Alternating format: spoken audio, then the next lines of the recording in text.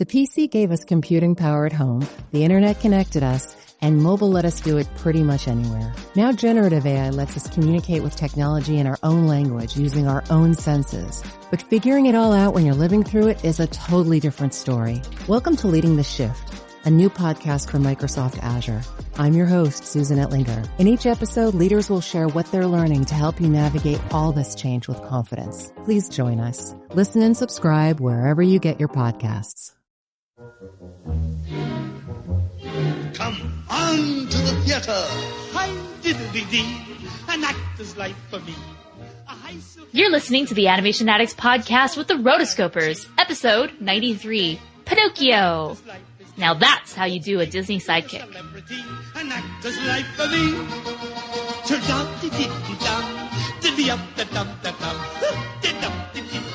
Welcome to the Animation Addicts podcast with the Rotoscopers, Disney, DreamWorks, Pixar, Don Bluth, and everything in between.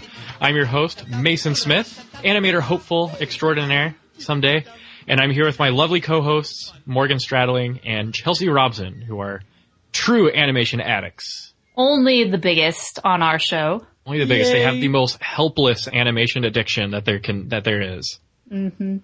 I have no problem. There's no problem with this. Acceptance is the first step towards being an animation addict. Anyway, so this is the Animation Addicts podcast, and as you can probably guess, we are all about animation. In every episode, we pick an animated film and we go over everything that we can, everything and anything. Here on episode 93, folks, we are reviewing Walt Disney's Studios' second animated masterpiece, Pinocchio. We're going to have a great episode. We are going to talk about some of the awesome production details that went into this film, and then, of course, going through the general story and characters of the film, analyzing them, you know, nerding out over them, and all around just talking about how awesome this film is. And then, if we have time, we'll talk about the live-action remake that's supposed to happen. Oui. But you can expect a lot of commentary and full-blown nerdity and trivia and quotes. So strap yourself in if this is your first episode. Welcome, and let's get going.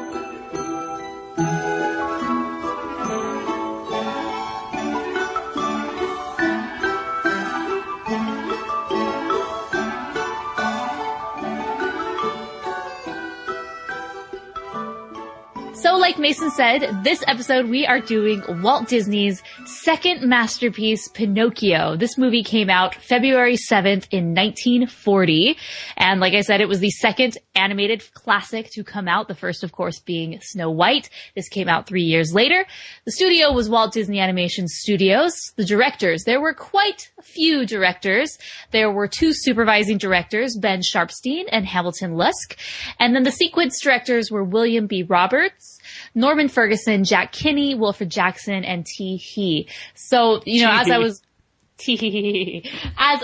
looking through, you know, the production notes and whatnot, I just found it very, very interesting that there were so many directors listed in this. There were sequence directors and then supervising directors in this film. And this is notably one of the masterpieces of animation. Basically all of the 9 old men worked on this film. It just really the culmination of animation happened on this film for the studio, which was great. So going into a little bit more production details, it had a budget of $2.289 million. And then box office, over the years, it has made about $84.2 million. Now that isn't necessarily reflective of the initial release. Initially, right. They had about a write-off of $1 million. It just didn't do very well. It was kind of the middle of the war. They weren't able to distribute their films overseas. And so this was very heartbreaking for Walt Disney because this movie was so near and dear to his heart, and it was just so good, and it just didn't have the reception or even the, scale or playability that Snow White had, which was very sad. But they were able to re-release it later in that decade, and then obviously over the decades, and the last one being in 1992. Very, very prominent This film has a lot of things that are staples in the Walt Disney Company today. For example, When You Wish Upon a Star is basically the motto or the jingle, the theme song of Disney. The when anthem. You wish upon a star. Yeah. That, when you hear that, you just think everything Disney. I think it has even transcended this movie to just mean Disney in Absolutely. itself. I mean, you hear it all over the place in the parks, right? Exactly. And it's the part of the fanfare when you see the intro to a video release or a theater, in the theater for a Disney film. Mm-hmm. Yeah, you mentioned the Nine Old Men. This was actually the Nine Old Men worked on this, but this was back when there were Disney legends before the Nine Old Men, proto old men, Nine Old Men. And it's such an interesting piece, and it is a shame about the box office. It cost almost twice as much as Snow White. Like, if Snow White practically bankrupted Walt Disney, then what did this film do to him? This was twice the gamble that Snow White was. But that's just Walt, in these early years. All these crap shoots and shots in the dark, so it seemed, but it was actually just creative genius waiting to burst forth. This was such an amazing improvement on the medium of animation, though. Yeah, wasn't it, though? They had no walls. They just if we can make it better, let's make it better. And each one was so stuck on becoming the very best and making this the very best achievement that they could, that there was just nothing holding them back. And because of that, it was a huge advancing in the medium period. And think about it. 20 years before this, it was stick figures and rubber hoses for legs and arms and heads traced from quarters and dimes. I mean, this is an amazing leap forward. Wait, hold on. The ratio of Mickey Mouse's head and ears is that of a quarter to a dime? That's what they kept saying, yeah. I wonder if that's just slang or if that's the magic formula that they revealed. I'm just kidding. There's nothing to reveal. I'm sure a lot of people know that. I'm just not in the know about that. I'm going to try it now. Yeah. So I want to go into a little bit about the history of this film, because anytime we do a fairy tale, it seems Morgan, everyone pulls their little piece of carpet square around Morgan, and I open my storybook and I share. Carpet squares. Doesn't that bring you back? Because it's so true. Right, and next week we're going to be playing our recorders. I get the triangle. I get the handbell. Ding. Aww. Ding. I hated when you got those and it was only a note that was played once in the song and you're like, oh man. Anyway, going back to story time. So the reason I've done this in the past is because there's been some great art books and art history books and history movie making books about the different fairy tales that we've done. So when we did Snow White, there was a great book, 2 books actually by J.B. Kaufman about Snow White, which were released for its 75th anniversary. And then for Sleeping Beauty, there was an art book that was released in conjunction with Maleficent. Same thing with Cinderella, but we did that way before the Cinderella art book came out. There is actually a Pinocchio book. It's called Pinocchio, The Making of a Disney Epic. It's by J.B. Kaufman, who wrote the Snow White books.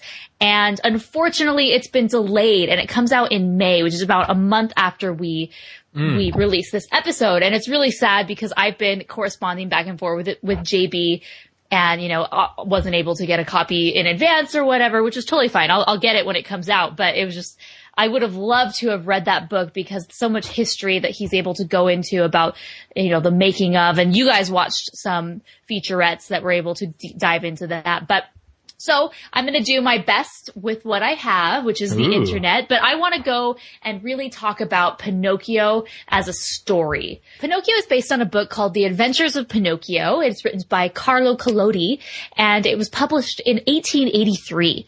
A lot of the other fairy tales that Disney had done were based on very popular fairy tales that weren't necessarily attributed to one author. Many of them were Grimm's fairy tales, and so there was a little bit of continuity in the story there, but this one was just came from the mind of Carlo, and he had this idea of writing a fairy tale for children.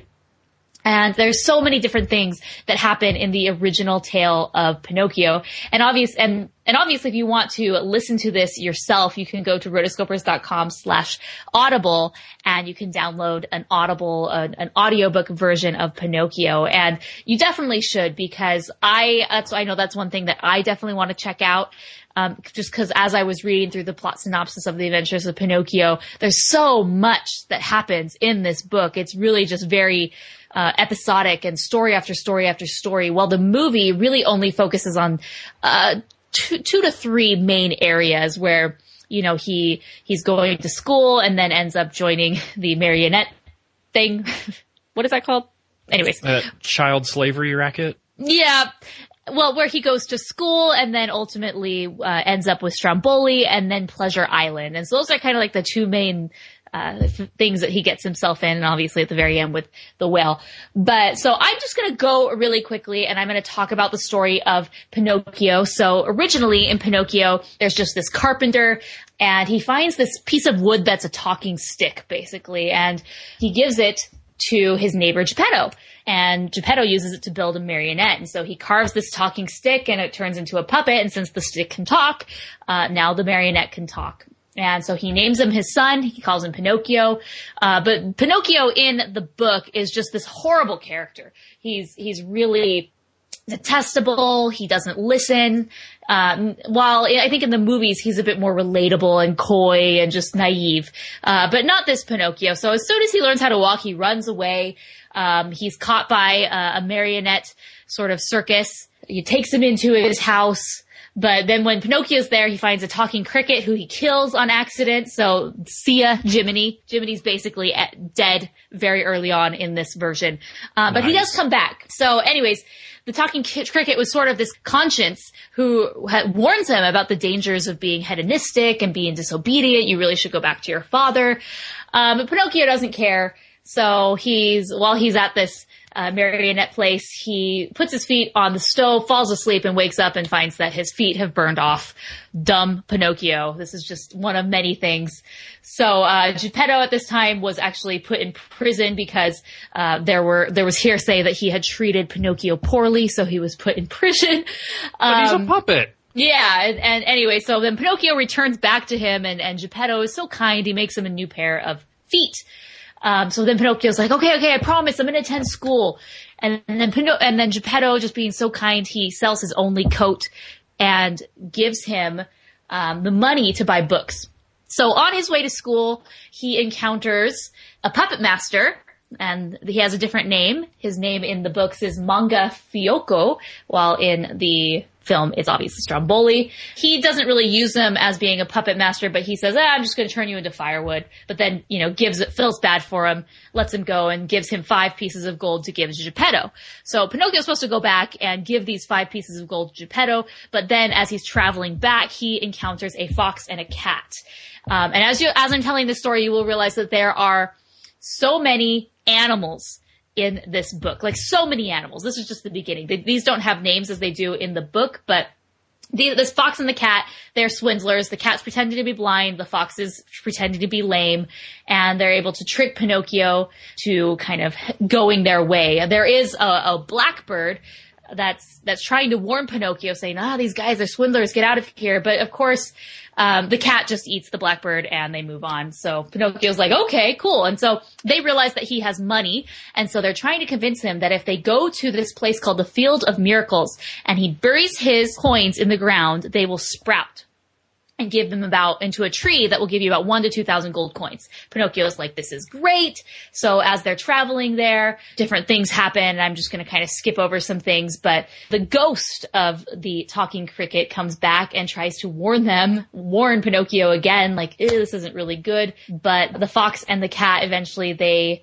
ambush Pinocchio again. He tries escaping. But then this is where he meets a young fairy with turquoise hair. Disney calls this person the blue fairy, but in the book, she is the fairy with the turquoise hair. So this is kind of an interesting thing because while Pinocchio's talking to her, there's a bunch of bandits who catch him and they hang him on a tree. So basically, Pinocchio sort of dies in this version of the fairy tale, but in the second half, he comes back alive, so you don't have to worry about it. So the fox and the cat, they leave. But the fairy is able to rescue him. She summons a falcon who comes and saves her. And also she has a poodle that randomly arrives, and they take her to her stagecoach. They find out that no, he is not dead. They meet, through this, there's just all sorts of animals that she is working with. And there's an owl, a crow, a bunch of undertaker rabbits, woodpeckers. So after he comes back alive, he starts lying about what happened to him, like what happened to the gold coins. And that's when the nose starts growing. So it's so big he can't even turn around the room. And she's like, well, hey, when you lie, your nose is going to grow. But, she's being nice to him. So she summons a flock of 1,000 woodpeckers to chisel the nose down to normal size. So the fairy then sends for Geppetto, and she then lives with Geppetto and Pinocchio in the forest. So as Pinocchio's heading out to meet his father again, he encounters the fox and the cat again. But this time they were disguised earlier, but they're not disguised right now. And they just keep wanting him to go to this Field of Miracles. So he goes to the Field of Miracles. He plants his gold, but he has to stay there overnight. So he falls asleep. And in the morning, the cat and the fox have unburied those and taken the gold for themselves. So this is pretty sad because he uncovers this and realizes that there's no gold. He's been totally swindled. There's even a parrot who happens to be around there who's mocking Pinocchio, like, you're so dumb. I can't believe you fell for that. I can't believe you fell for that. That's my parrot impression. So yeah, there's just a whole bunch of stories that involve animals and different morals and things that happen. Eventually, I'm going to skip over a bunch of them just because, there's so many. This is so long, but he does eventually meet somebody who's his friend, which is Lampwick.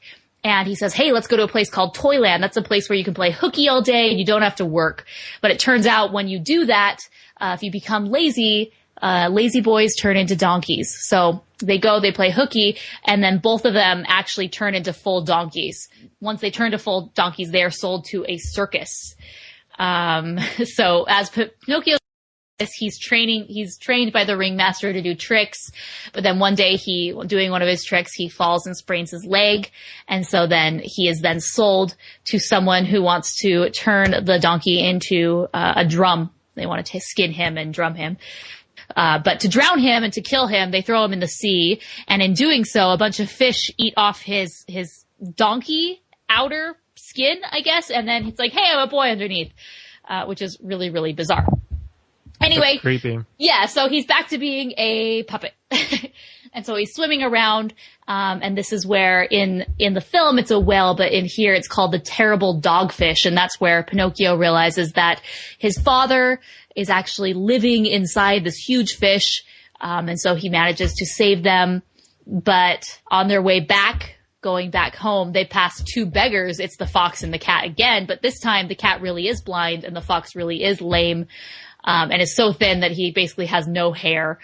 And they beg and plead for money. And Pinocchio says, no, heck no. Like, you've done all these mean things. Like, this serves you right for, like, all the wicked things that you've done to me. So they go back home. They meet the ghost of the talking cricket again. He's always there. Anyway, at the very, very end of it, they go back home. Pinocchio is able to help his father. He goes to town. He saved all this money, but then he realizes that the fairy with the turquoise hair is ill and she's sick and she needs money. So he actually gives it to her, and then falls asleep. And then overnight he dreams.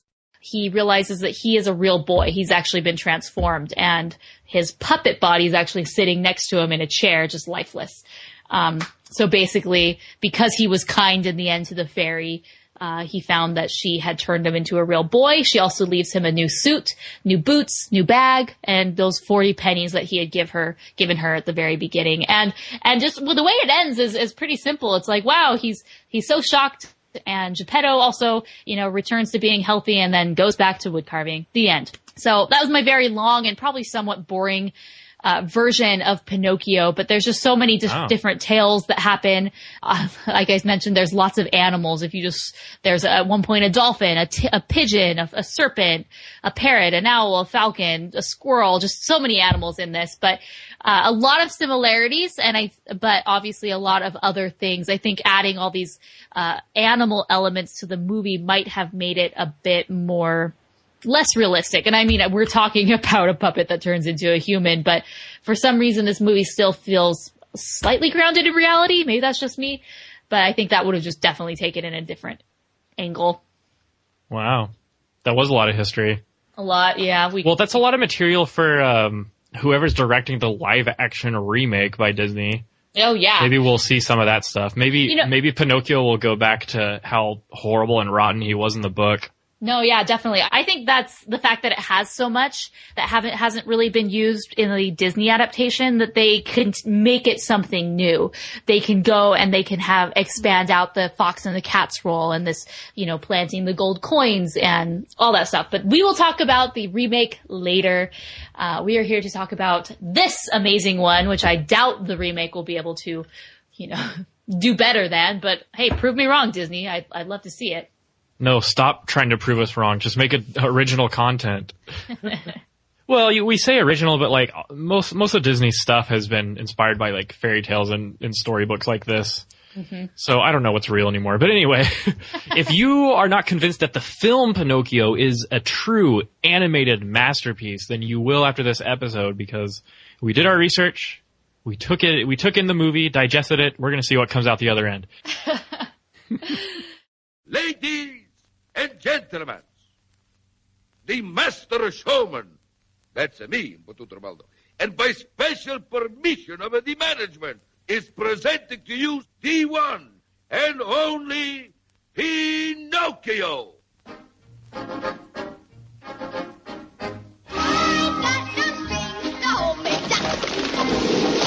Pinocchio, the story of the wooden puppet who wanted to become a real boy. I'm going to school.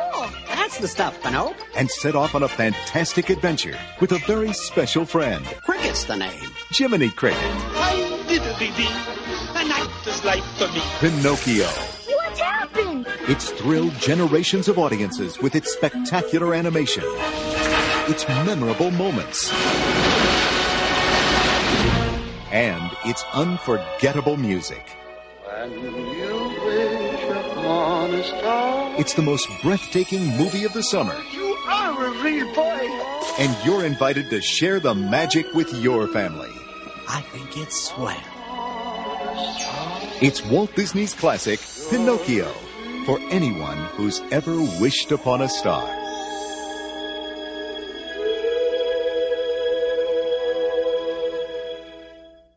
Production notes after watching the making of featurette.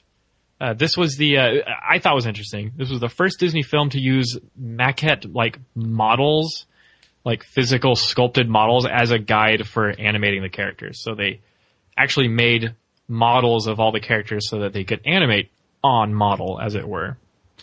And you can most blatantly see it when Pinocchio hops off of Stromboli's stagecoach, after escaping from his cage. You can see that the stagecoach was obviously rotoscoped. Well, how did they do that? Well, they made a model and they just filmed it, going down a little model road. And so that's how they got their frames. And that was Bob Jones's work. He was a master puppeteer, apparently, who originally came to Disney Studios trying to get Walt to produce puppetmation features. Can you imagine that? Like those old, like Alice in Wonderland animations that Walt did like as a student, or not a student, but like way before he even founded Disney. And so Bob Jones is the one who originated this technique. And of course, it happens all the time now in animation, a lot in VFX, Weta, who did Lord of the Rings and The Hobbit, they do that a lot. Mm-hmm. But, if you go to the animation pavilion in Epcot, I think it was, they probably moved it or switched it around by now, but, I got to see the maquettes for Dean Hardscrabble, of, Monsters University. Ooh. Yeah, and that helps it helps in 3D animation. It helps the modelers, stay on model, and the way they pose the maquette can give a clue as to what kind of, what kind of rig or what kind of, movements they can achieve with, the model. So we still use it today, but, it originally happened at Disney Studios with this film. And so this was the first time I really sat down and paid attention to the film. I remember seeing this when I was like 4 or 5. Mm-hmm. And of course I didn't retain much, but I know bits and pieces. I always grew up watching this film, so there's no recollection of me seeing in theaters at that 1992 re-release. However, this was always one that we had on VHS and that I'd watch from time to time because, I watched every Disney movie, of course. What animation addict doesn't? Exactly. Yeah. Well, I'm embarrassed to say it took me a very, very long time to consciously, as an animation addict, watch this film. And so I'm glad we did this episode. And so I flipped it on, and I love the first thing you see is RKO Radio Pictures presents. I was like, hey, awesome. Old school. Totally. RKO, they were the distributor for the first 2 releases of this film. So this initial film in 1940, it was re-released later again, but then anything after that was released under the Buena Vista Pictures moniker. Oh, will you look at that? Yeah. Yeah. All right, so we open up to the old storybook. My favorite. This is definitely something that is a Disney classic. They started with Snow White. They continued it with this. There were many others that did so as well. And, I love this, but at the same time, I love this movie. I'll just say that. The animation is beautiful, but you definitely see, where they weren't as advanced as nowadays. Particularly, when the book is just part of the background painting or layout, it's beautiful. Yeah. It has a lot of depth, texture, but then you have to open the book. And so you have the background painting of the book actually opened, and then you have a cell on top that is supposed to be the cover and some of those initial pages. And once you flip that switch, it just doesn't look as good because, you can't add a lot of texture and animation because you have to add texture on every single cell. So it's usually very flat. And it just, I noticed that as someone who kind of dissects animation. So when they were flipping the page, or even when it did make that switch, I was like, wow, that cover suddenly looks much different. It's so much more simple. Yeah. But you do what you can back then. That wouldn't be something we would even talk about nowadays with animation. But back then, that was something that they really had to consider, how to make this book move, while still looking like part of the film in the background. Absolutely. Have you ever watched an animated movie and the scene is supposed to have something that's not supposed to move and it moves, but you can totally tell it's going to happen because it's painted as a cell instead of part of the layout? Yes. Or it happens a lot in like old Hanna-Barbera cartoons like Scooby-Doo, from the 60s and 70s. That's the first thing that came to my mind when you said that. Absolutely. Hanna-Barbera. It's like back in the day, was anyone fooled back then? I don't know. But yeah, it's very interesting. Probably the casual viewer. Yeah. At that point, they should have just, I guess Jiminy Cricket is animated, so he opens the book, with his little umbrella cane thing. So I guess they couldn't use live video. But anyway. So another thing that Jiminy mentions here, which I guess I never consciously put together until just actually watching this film this time, but the film is set in Italy. I know we talk about all these European fairy tales, and Belle is from France, and, Anna and Elsa, they're from Norway-esque. But there's never really anything from Italy, but this Pinocchio is totally Italian story, which I thought was really, really cool. And I know people are gonna be like, Morgan, how'd you not know that? But I don't know. Stromboli, you think I would know, but it was just a name to me. It's not important to the story, I don't think. No. Well, I think the main reason why you don't realize that is because two of the art directors, you had Albert Herder, who was Swiss, and Gustav Tingram, who was Swedish. And they were the ones that went in and did all the background paintings. And if you look at it, it's like you're not in Italy. You are definitely looking at Switzerland / Sweden / Northern Europe. General Europe. Yeah. That's a good point. Up there. The fact that you've got, all of these wooden carvings, in everything. All of these faces and everything. That's not something you would normally see in Italy or in Italian type art. This is something that you're definitely going to see in, once you go a little bit to the north or in Germany, Austria, Sweden, that whole area. You look around the intro and there are other books, lying around. There's Peter Pan and Alice in Wonderland. So it's kind of a foreshadowing, as it were, of future Disney classics. Definitely. And then we open with, it's kind of funny, you get, open with Jiminy Cricket, and he's kind of like the narrator who was also a big part of the story. It wasn't always this way. Let me take you back to the first time I met Pinocchio, and, met that little jerk who didn't listen to what I said. Yeah, he should have opened with that. But anyway, and then he's, of course, singing the, titled song, the quintessential Wish Upon a Star, hits those high notes. Mm-hmm. Where you are. I just love Jiminy, and he comes up and he's just like, pretty, huh? And first off, when I was younger, I just saw Jiminy and I thought, yeah, okay, I didn't really notice that these things were pretty. But then you look at it today and I can really, really appreciate the fact that the book is gorgeous. The whole design of everything is gorgeous, like immaculate. Mm-hmm. And then he's just like, pretty, huh? And I'm like, yes, Jiminy. Yes, it is. It's just an amazing achievement. Yeah. Yeah, definitely contained in those two words. Can we just all agree that Jiminy Cricket is the perfect Disney lovable sidekick? Yes. I'll agree with that. Can we just etch that out in stone? Do you want to know why? I'll tell you why.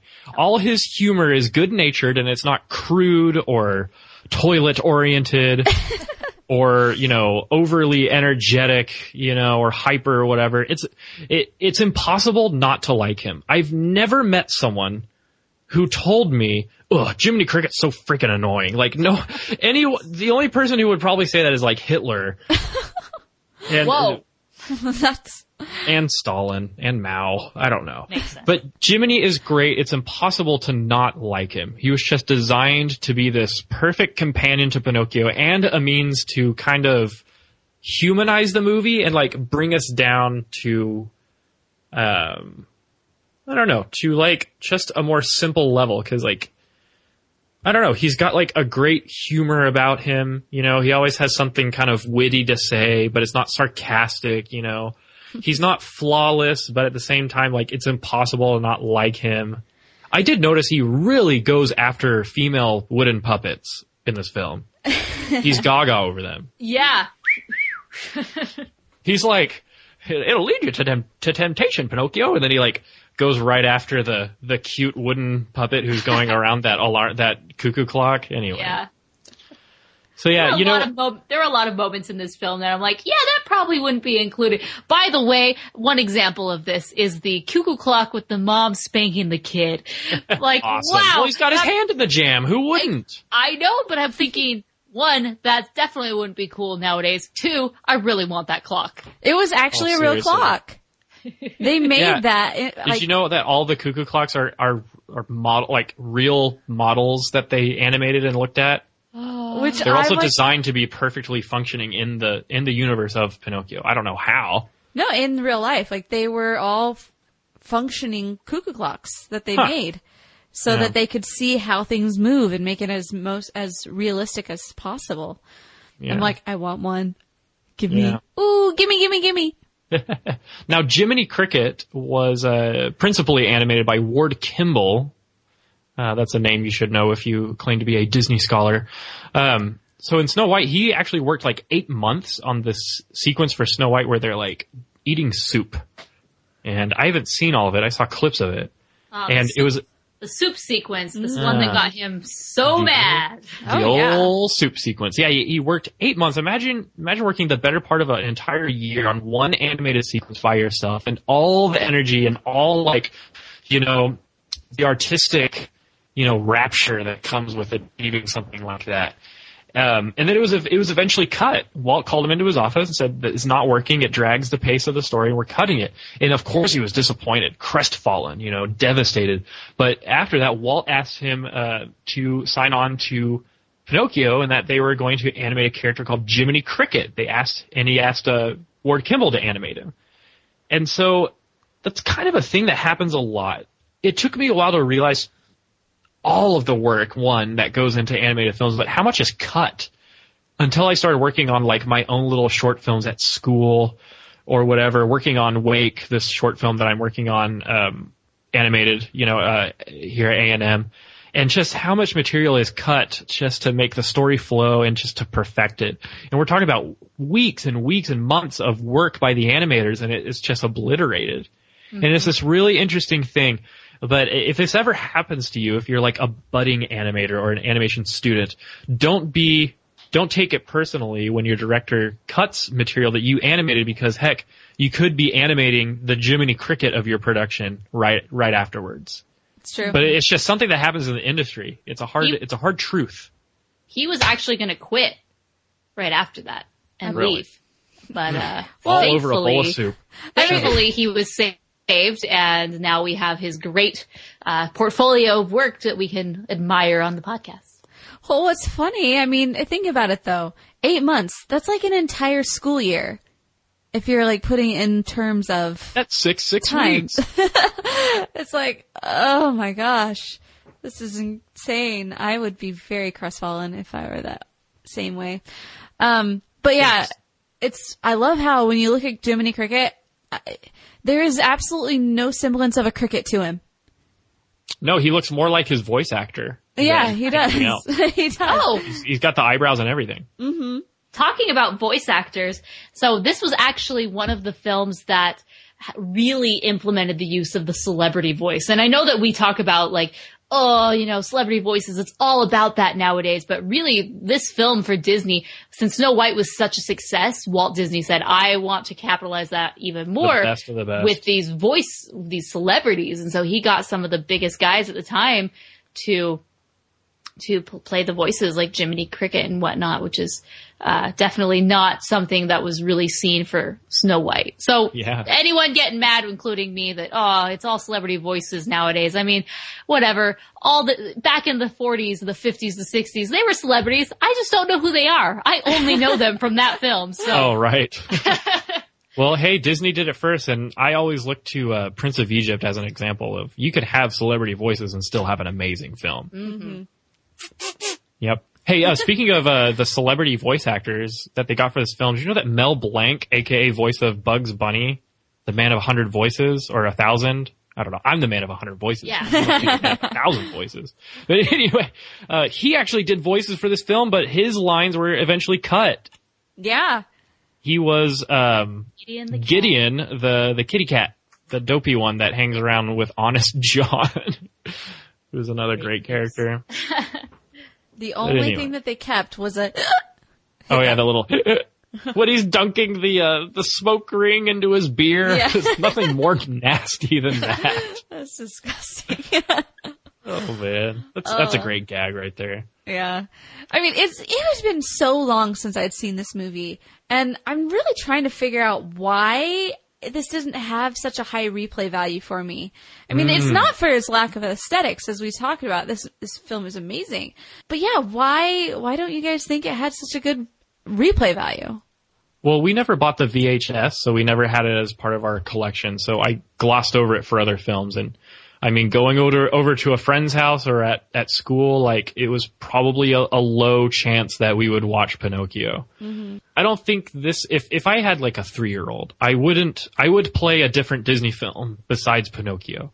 It may not be as popular with young children nowadays because it has such dark themes. I mean, think of it. Pinocchio, like, faces constant menace throughout this whole film. Constant. and, you know, there's a few uses of the word jackass. And there's smoking, drinking, and there's a horrible donkey transformation sequence that's been described as something on the level of Alfred Hitchcock in terms of horror. Yeah, it's true. And so there's a few elements that are just dark. And it's not that Snow White wasn't dark, it's just that Pinocchio just has this constant impending doom and destruction looming over Pinocchio, who is literally a puppet. He is controlled by everyone around him and has almost no agency of his own. Yeah. You know, I grew up watching this film, like I mentioned earlier, especially when I was little, and this film did not convince me to start smoking. I did not think that drinking alcohol was a great thing, or going to a place called Pleasure Island where you can sit around and do nothing was a good idea. No, you don't do anything. You do all the things that bad boys do. I wouldn't have been allowed. It was only boys. Yeah. But, I feel that, I feel like we give our kids not enough credit. Obviously, a film like Watership Down might be a little mature for the youngins, but this one, well, it does have some scary elements, as the MPAA would probably rate it. I don't think it's so terrifying that it's unwatchable or, terrifying for a child. Yeah. Yeah. This is just something that I'm coming up with right now as, like, it's really interesting, the fact that, When You Wish Upon a Star is the anthem of this movie and of Disney in general. And yet it is so dark. It's kind of funny, the the two sides of this coin that it plays. We live in a dark, dark world. Mm-hmm. I mean, a lot of people would call this era, like they were trying to go a little bit darker with the art, and they called it kind of like the Rembrandt effect. Ooh, interesting. So maybe that's why, I don't know. It's just dark in general, but. Well, I think they cited Rembrandt in No Strings Attached, which is also an NSYNC album, but it is also the title of the making of featurette. But I think what they meant by Rembrandt is to have kind of this Baroque, almost Gothic tone as far as like color palette and light. Right. But you're also right about it being, darker tone. Absolutely. And it's in the dead of night, actually, when Jiminy Cricket hops over to Geppetto's workshop. I love the hopping motion. It's a point of view shot. The very first person sequence. It's almost like a found footage movie in a Disney film in the 40s, but much better executed than, of course, Watership Down's zooming shots, as we discussed in the last episode. It's funny how it was like almost more than 20 years later, but they just did not match the mastery over the multi-pane camera system that Disney did in this film. Oh, they mastered it. Would you agree? It's just awesome. Oh, it's so beautiful that when I think of excellent multiplane, I think of the scene in Pinocchio where it's school time, he's going to school, and they're just panning through the town. Right, when it's morning, and it starts with like the pigeons or the doves and the bell tower, and then it just keeps going on and on and on. Yes, it's so good, and it's just so well done. That is one of the best scenes of this whole film. Absolutely. Yeah. So interesting. I went to the Walt Disney Family History Museum, which is in San Francisco. I went there last year. I was on a school trip, and I made an effort to go out there by myself to visit this museum. And I have tons of pictures. You can follow me at Morgan Stradling on Instagram. Also, it's on the Rotoscopers Instagram as well. If you just scroll back about a year, you'll see some really amazing photo. Every photo is up there. But they have this multi-plane camera. I'll include a link of it in the show notes.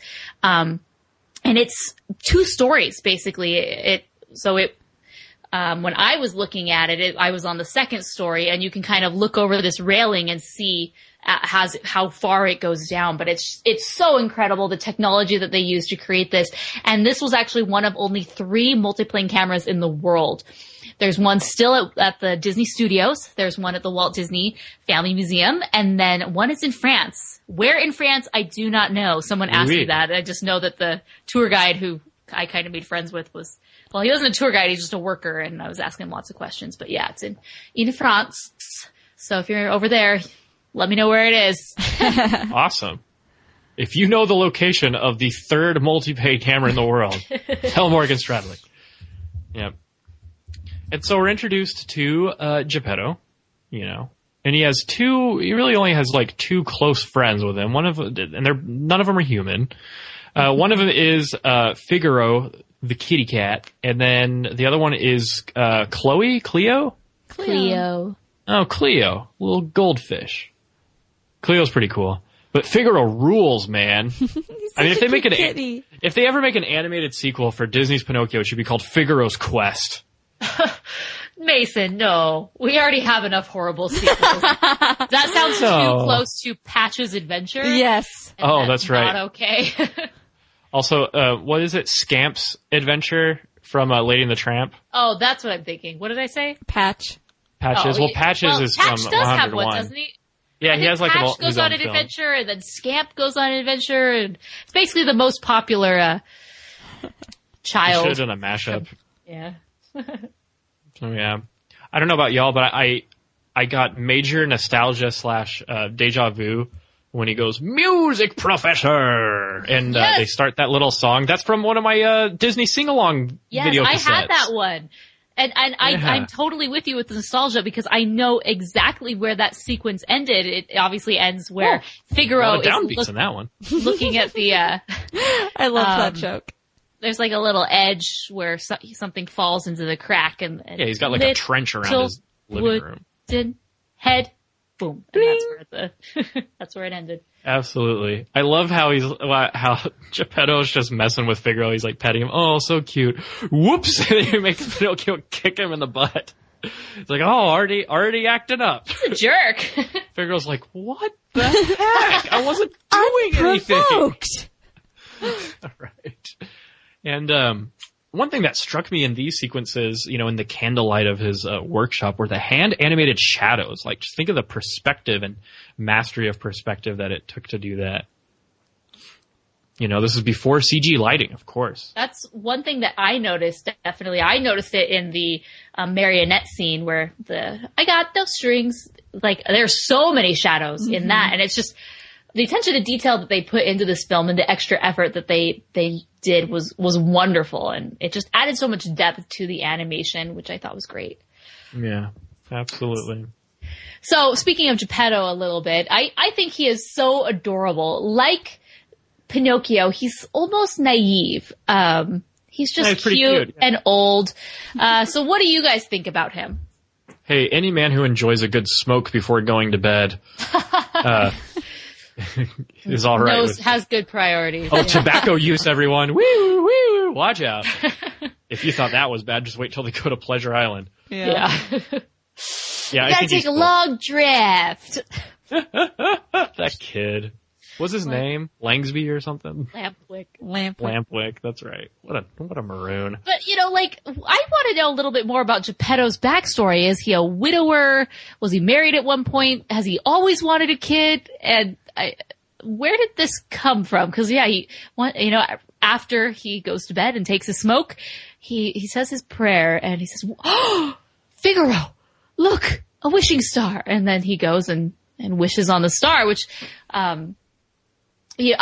I wasn't sure if this was associated to Disney or not, and I did research just to double check. But yeah, Starlight, Star Bright, it's an old English nursery rhyme.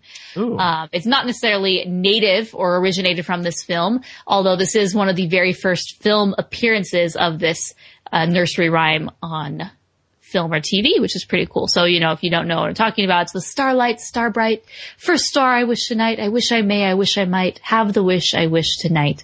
Which, I must admit, I've never actually said those words to a star, but I need to. Oh, I totally did. And you've never wished upon a star. See, the funny thing is, when I was younger, I would do that, and then I was hanging out with my uncle one time, and I was like, yeah, but you gotta be really careful not to wish on a plane, because that one just doesn't work out for you. Ooh. And so we changed the words just for fun. We're like, when you wish upon a plane, all your dreams will fly away. Oh, for no. when you wish upon a plane, your dreams don't come true. Oh. It was kind of one of those anti-songs. It was really funny. It's pretty good. Yeah, that's interesting. I don't know. If you really want to get into it, I think this whole story is just an allegory for the struggling small business owner. Geppetto wants to feel needed. He doesn't want people to just come into his shop and decide if they feel like spending their discretionary income on his wooden puppets and alarm clocks and trinkets. He wants to feel important in society. So he wishes up a boy of his own to raise. And boy, does that backfire on him. So yeah, maybe that's a little looking too into it. But yeah, Geppetto's pretty cool. Not my absolute favorite character, but I mean, he's pretty solid. I don't not like him. Oh yeah. Mm-hmm. But I mean, how in the world is he able to sleep with all of that noise around? Well, people who snore just get used to snoring. Boy, does he snore. Yeah. He's like at monstro level of snoring. I really like that one. That one's part of the, if you play Disney Scene It, the DVD game, that's one of the scenes that we would always get when we had to do like a your play or a all play or something like that. I love that line. It's one of my favorite all-time Disney quotes. After all, enough's enough. I can't imagine what it must have been like animating all those clocks at once and like syncing them up to sound. Yeah. That's beyond my levels. Yeah, for sure. That's why I'm not an animator. Well, what's interesting is you look at the songs and the score. Okay, in the song like "Give a Little Whistle," I will say that, like, come on now. When you saw the saw kind of make its little, like, noise, that is not the sound of a real saw. Just saying. I should know. This is from the studio that brought you Steamboat Willie, where nothing makes the sound it's supposed to. It's true. But, you know, if you look at this one, it actually is really amazing, all of the sound effects that were put in here. You were talking about the Monstro and his noise and the sound that makes. And I think they lowered a microphone into the seventh circle of hell to do that. Yeah. And they found all these really cool instruments that, you know, it's like, wow, like the sound of magic is what they would call it. It's like these little harpsichord Oh, yeah. things. They had this old electric piano. It was like the first one ever made, and it had this kind of eerie noise. Yeah. I remember watching that. That's cool. Another really cool thing is this was actually the very first Disney feature to win both the Best Score and Best Song. First one, and that honor actually wouldn't go to them again until Mary Poppins, and then not even again until the 90s when, you know, Alan Menken came around. Holy cow. So this was a big deal. Hats off to the composer, who did a really amazing job with this. Yes. So speaking of the score, I have the Walt Disney Legacy Collection. So the Walt Disney Legacy Collection, they released the soundtrack, but they also have a bunch of additional stuff. So Chelsea was talking about the composer, Paul Smith. He was one of the composers on the film who did the score, and very beautiful. He has a very iconic sound to early Disney films. But in this version, basically it has the whole entire score. It takes one whole disc, and then the second disc is Cliff Edwards, who is the voice of Jiminy. He was a very well-known singer at the time, but it's just really interesting because usually they have bonus footage. Like for Mary Poppins, there's a whole entire disc just of interviews that the Sherman Brothers and Walt Disney and everyone had with P.L. Travers. Really, really interesting stuff. But this one, there really isn't much for Pinocchio that they could use as bonus. So they used Cliff Edwards did some other songs for Disney, which were mostly like sort of the Mickey Mouse Club sort of stuff. Like one's called Stop, Look, and Listen. Eyes will tell your feet. Just, you know, how to tell you to look left and right before you cross the road. So yeah, that was actually, this is probably one of the most disappointing Legacy Collection CDs, just because those bonus things on disc 2, first off, there's only 2 discs. The other ones have like 3 or 4, are just so irrelevant to the actual film other than the fact that it's the same singer. But anyways, yes, but the score itself is very beautiful. I had it in my car for a long time and loved it. So it also has the other songs that are on there. So Hi Diddly Dee, When You Wish Upon a Star, every song is also on there as well. So definitely check it out if you're interested. Disc 1 is much better than disc 2. There's actually 3 people that you could cite as being like the creators of the score. The other 2 one is Lee Harley and then Ned Washington. Ned Washington did all the lyrics for, you know, When You Wish Upon a Star. And Lee Harley, he was actually he was the composer on some of the early Silly Symphonies.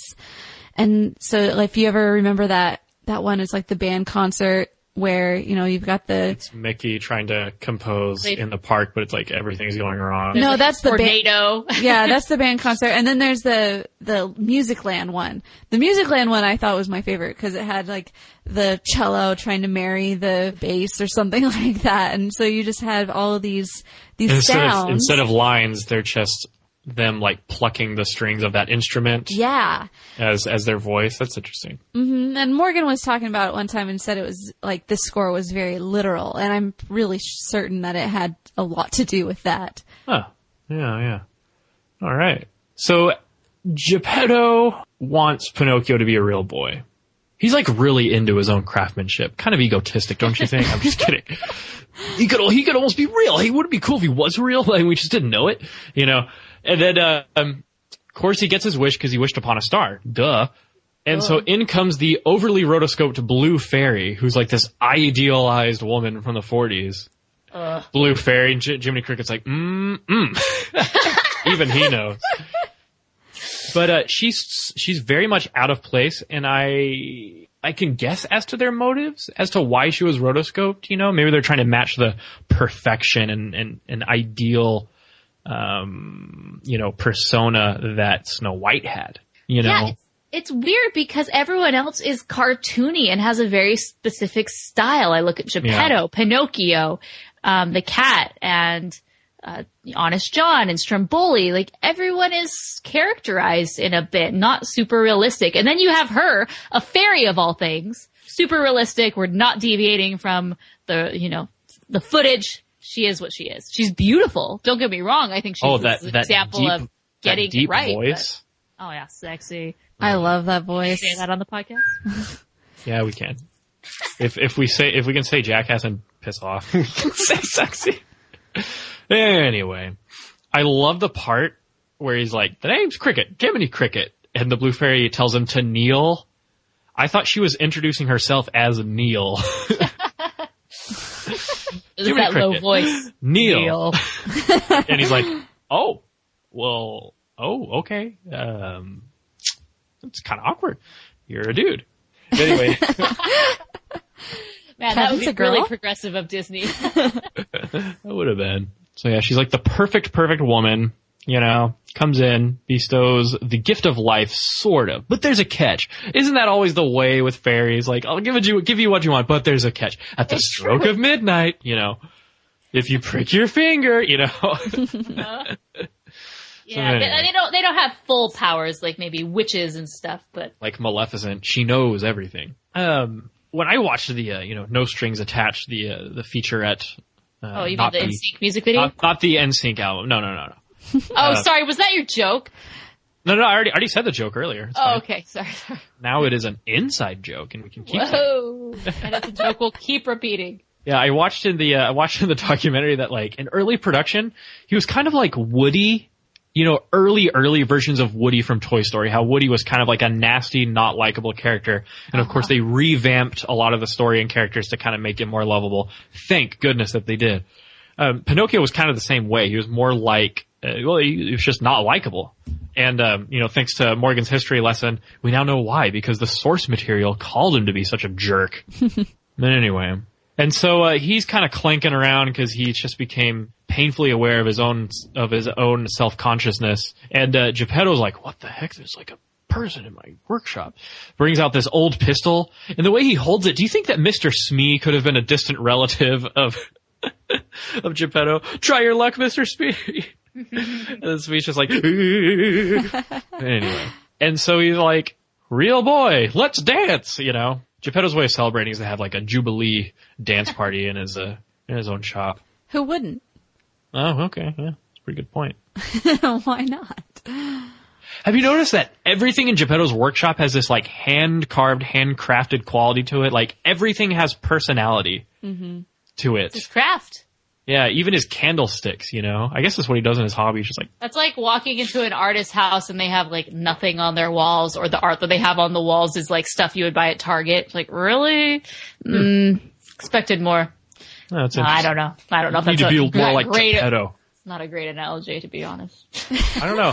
I'm like way too narcissistic with my art to not put it everywhere. Like, my office has a lot of like my digital paintings and sculptures and stuff. See, that's cool. It's cause you're rad. Half my desktop backgrounds are from like animation tests and assignments from school. Nice. Anyway.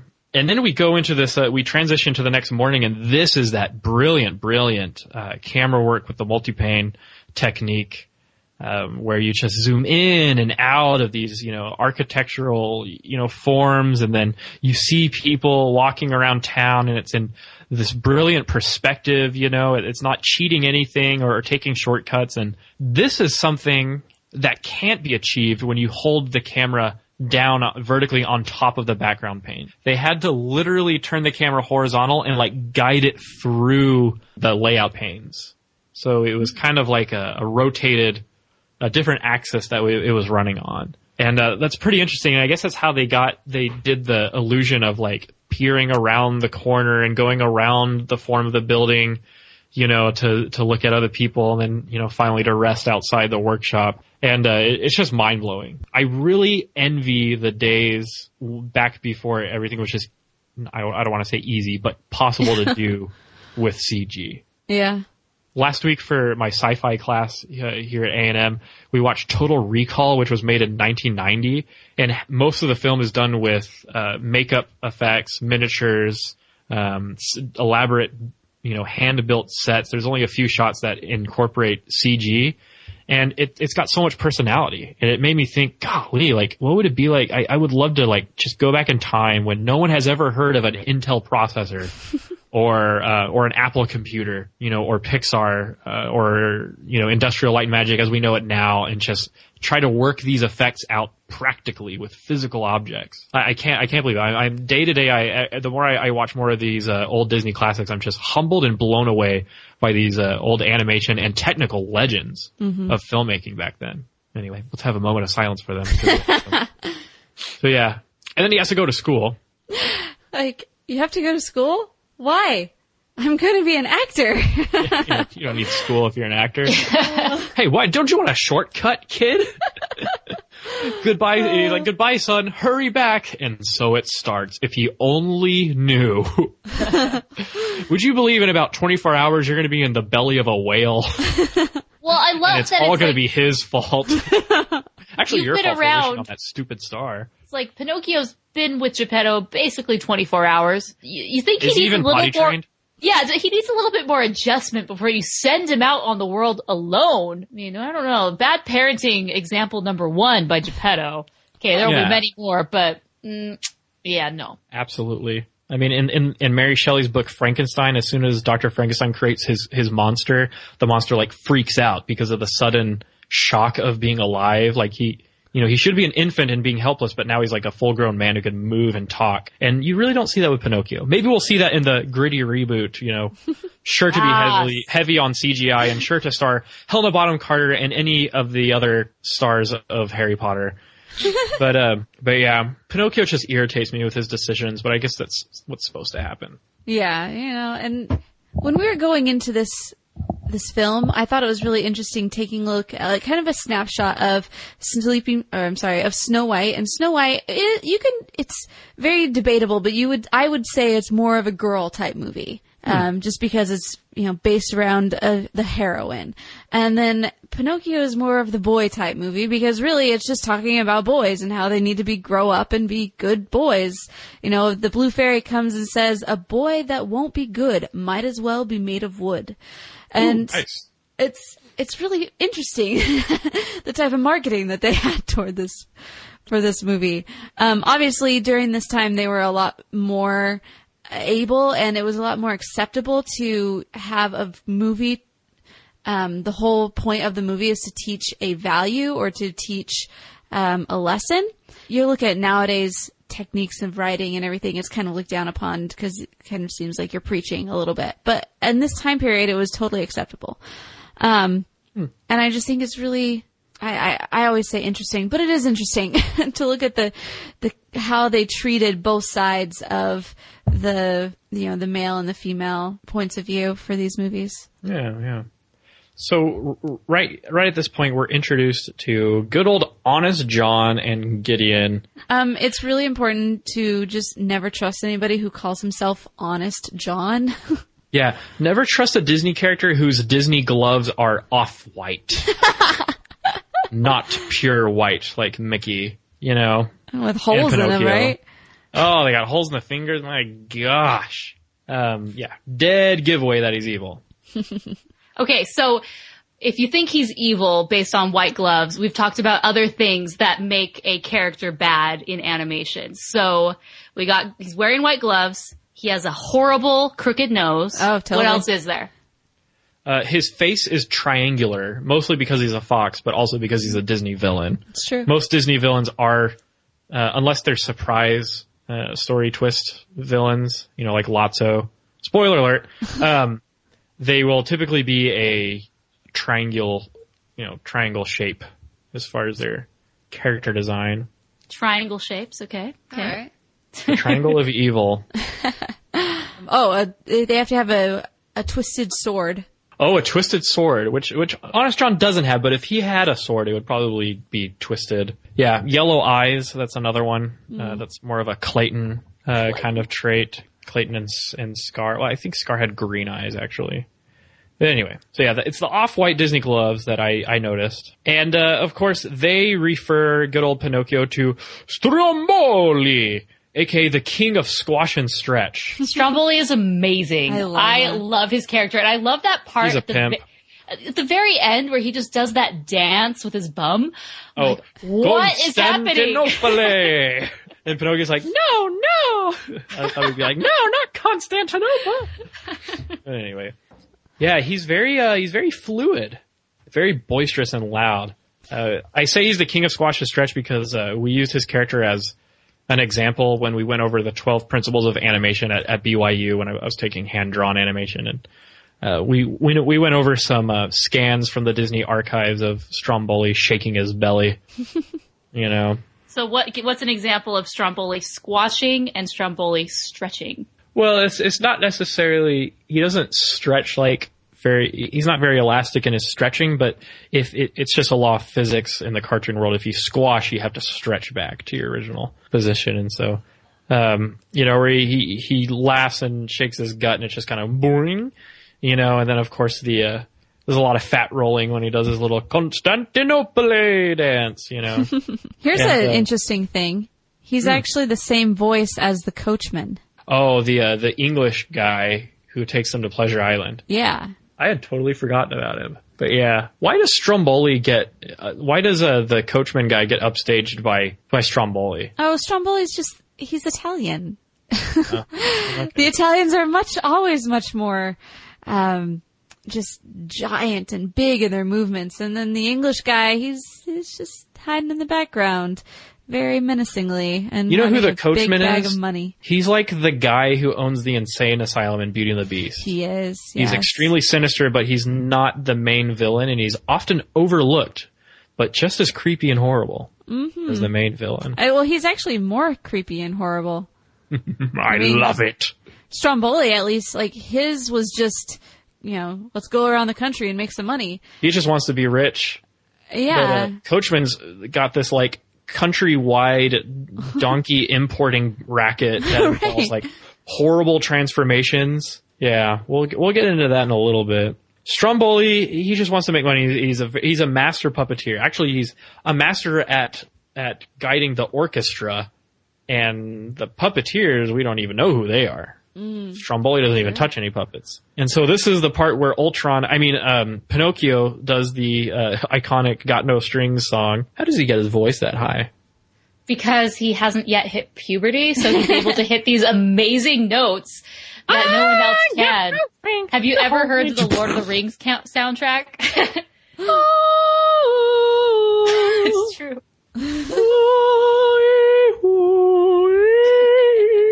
Yeah, that's the song that, if you ever watch a parody video of something horrible happening and they really want to up the dramaticness, they always play that song that plays when they scramble out of Khazad-dûm and Gandalf is dead and Frodo's crying and it's super emotional. But anyway. So yeah, Pinocchio's an amazing singer and he's okay. They actually like him. Because he's this amazing wooden puppet who can move without the use of support cables or whatever he says. And I love the mad Russian guys. There's this part where they're just spinning like Tasmanian devil. They just appear as a little dervish. And and then they pause just in time to go, hey! Because that's what Russian dancers do. And then, of course, Stromboli reveals his extremely sinister plot to just keep Pinocchio as his, entertainment slave to make him money. He doesn't even give Pinocchio a share except for this fake tin can thing that he got. I love how every time Stromboli gets mad, he makes this high pitched whinnying noise, and then he starts cursing people out in Italian. I want to see if anyone can translate those lines. I'm not even sure that they are real lines. Yeah, who knows? It might be just Italian gibberish. So yeah, Stromboli's a jerk. He just wants to exploit Pinocchio, and he's like, and when you're old and can't do it and not as active anymore, I'll cut you up for firewood. Waste not. But yeah, he's evil. And this is one of the most frustrating parts because Geppetto is out looking for Pinocchio, right? Oh, it's sad. Well, for one, it's these brilliant shots of the stagecoach and the thunderstorm. It's opaque fog, and when the thunder strikes, AC/DC style. You can see the lightning reflect off of the stagecoach, and they achieve some really, really cool things. But I hate films where someone is searching for another person and they like barely miss each other. Or they're like right next to each other and they don't realize it. They're like in the same place, and it's so dumb. And I just described the entire plot line of August Rush. But I hate films like that. Well, in the writer's room, they're like, oh, it would be awesome when they're in the same place and they barely miss each other. Oh, it's going to create so much tension. Oh, yeah, that's awesome. Let's do it. But no, it's like, it's been done a million times before, and it's so annoying. It really is. Oh well. It has to happen to get the audience drawn in with Geppetto's quest to find his horrible son who doesn't listen to anybody except the wrong people. I love the part where Jiminy calls him over to that flower that he's hiding, and he's like, you turn around. You tell him. Now, you're not going to go with him, And then all of a sudden he's like, bye, Jiminy Cricket. I'm going to go be an actor and smoke and drink and crap. Jiminy's like, why do I even bother? I don't even want that stupid badge anymore. Anyway. I was wondering at what point watching this time around when they would introduce the old nose mechanic. It's really not integral to the plot at all, No. Not like on Shrek 2 where they're trying to like push a button or something and Pinocchio can't quite reach it. He's like, just tell a lie. Well, like what? Like you're wearing women's underwear or something. Oh, I'm not wearing women's underwear. His nose doesn't grow. But I think because it was so integral to the book and, just one of these key elements that has become a part of society, or like a phrase in society. It's like, oh, you're lying so much your nose is growing, that you can't really have a Pinocchio film without his nose. Even though it doesn't really do much, but it's a great moment. I love when he grows so big that there's a bird nest. Those birds just spontaneously grow. And hatch out of eggs. It's like, that's a pretty powerful thing. Well, it's very visual. Like that's one of those things that, it's clear as the nose on your face is that it's a lie. Like, okay, this is something that you can definitely tell. But even then, like as a kid, like that was something that you just remember. Your nose is growing. Because, obviously, what is there worse than for, to go to school and know that everybody can see that you're lying like that. Interesting. Oh, what does the blue fairy say? You tell so many lies that they just blow up in your face, or I don't know. What was she saying? I don't know. Well, if you go to DisneyQuotes.com, I'm sure you can. Oh, really? I've heard that's a great site. I know it is. I hear the admin is so amazing. Yeah, basically. For Disney Quotes. Yeah. Top of the line. Yeah. So now we're, during this rainy night, Pinocchio escapes, I guess. And then we go back to old Honest John and Gideon. They're sitting at the bar. They're always around. Dunking their cigar smoke rings like donuts into their beer. Gross. Not cute. It's definitely not cute. Anyway, ladies, you can do better than that. If you're dating an Honest John, take a good look at your life. But anyway... they listened to the coachman's proposition, luring young boys to a place called Pleasure Island. It's not what you think. But it's all part of this grand scheme to make himself money, and gosh, it's just so terrible. And, they catch up with Pinocchio by some unlucky chance. They tell him it's allergies. I love his doctor's diagnosis. Close your eyes. What do you see? Nothing. All right, open them. What do you see? Spots. It's worse than I thought. And then they convince him he has allergies and that what he must do is go on a vacation. Now, I happen to know from experience that just because you're on, being on vacation with allergies is not pleasant. And just because you are on a vacation does not mean your allergies will magically go away, That is a very sad thing to know. When I'm right, I'm right. Okay, Pleasure Island is brilliant. Everything a rambunctious boy wants to do subconsciously, and they just let him do it. Whole model home, available for deconstruction. My favorite is the rough house. It's just a silhouette of this giant mosh pit / brawl of boys. Like, are they not concerned for their safety? There's broken glass everywhere. Ugh. Oh well. It's proof that, you can let boys be boys and they won't hurt themselves sometimes. I beg to differ. All right. My brother was in the hospital way more of the times than he should have been. Oh well. Pleasure Island. Pleasure Island. You know what's something I noticed this time around? Is that freaking Coachman guy, he has these weird creatures under his control. I first saw them when he told them to close the doors and lock them to Pleasure Island. You know what they look like? They look like Heartless from Kingdom Hearts. They're just like these shadow people with white gleaming eyes. And then you see them again stacking up all the crates and herding all the donkey children into their pens. Poor donkey kids. This one can still talk. What does he do with the ones that talk? That was so sad. Well, I don't know if they just stick them in that corner until eventually they transform, or give them more crazy beer. Oh, jeez. It's a crazy racket this guy's got going. I love when Pinocchio and Lampwick, they're kind of just playing pool, hanging out, doing their thing, and Jiminy Cricket comes in. He's like, Pinocchio! So this is where I find you. How do you expect to be a real boy? Look at yourself. Smoking. Playing pool. Oh, he's so appalled that they're playing billiards. Yeah, one of the worst vices out there. I guess it was always seen as a vice because of pool halls and the atmosphere. I can get that, but it just doesn't make sense to me. I love the part where Lampwick starts transforming and he doesn't notice, but Pinocchio sees it happen. And he looks down at his beer, and he just tosses it. Yeah. Then he keeps watching, smoking a cigar. And then he keeps watching it, then he looks down at his cigar and just tosses that away.